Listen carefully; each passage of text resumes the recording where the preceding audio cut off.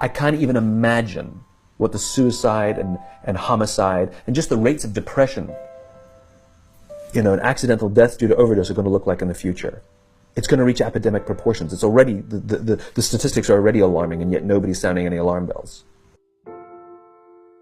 Parents have to intervene. We have to stop giving our kids free access to social media and phones at young ages. They are not ready for it. Their minds cannot cope with the dopamine.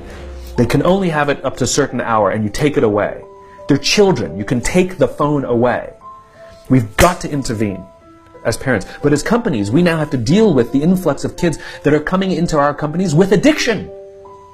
Watch, I see it all the time. Walk through any office. You'll see the older employees have their phones on the sides of their computers as they're working. You'll see the youngest employees have their phones face up in front of their keyboards between their arms as they're working. And this is how they work.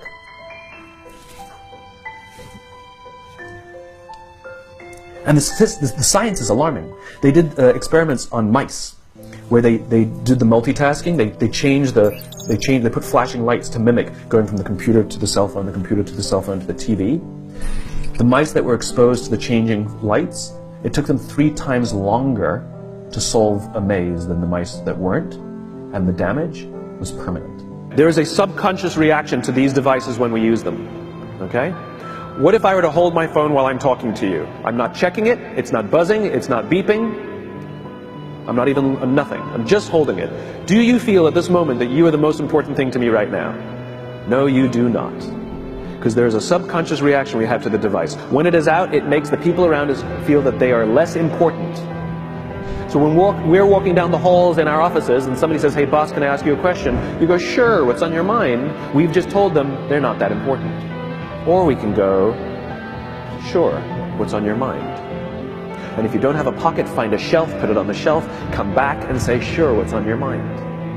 When we show up to a meeting, or a lunch, or a dinner, with our colleagues, our clients, or our friends, or our families, and we put the phone on the table, we have announced to everyone in the room that they are not that important to us. And by the way, putting the phone upside down is not more polite.